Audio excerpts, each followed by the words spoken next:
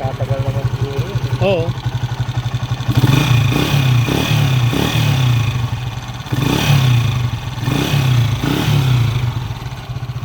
Okay, so kapag ganun ang andar ng inyong TMX 155 or kahit anong diffuse rod na motor mga kabro, gaya ng mga China or TMX 125 Alpha, TMX 155, ganun yung andar niya, ganito lang yung problema niyan mga kabro.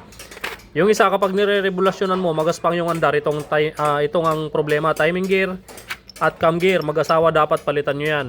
Tapos kapag yung lagitik naman, kapag naka-minor, hindi mo nire-regulasyonan, ito ang tama niyan, cam follower. Yan, nangangagat na yung mga lamok. Cam follower, saka push rod. Okay, dyan lamang nagmumula yung mga lagitik. Kapag niregulasyonan mo, maingay o kaya may halinghing, may pusa, niregulasyonan mo may pusa or magaspang, timing gear.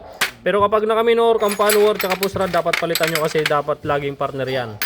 Okay, minsan pa kapag mapinong andar, mapino yung lagitik niya mga kabro, ang tama naman nun, yung tappet screw, tsaka yung dulo ng balbula.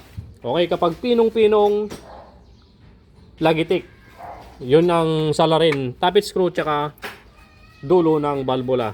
Okay, ano pa pare? Ewan mo lang. Alright, so yun lang po yung mga may share ko sa mga baguhang mekaniko. Alam nyo na yung mga dapat yung palitan kapag ganun yung andar nya. Okay, tapos na yung overall nila.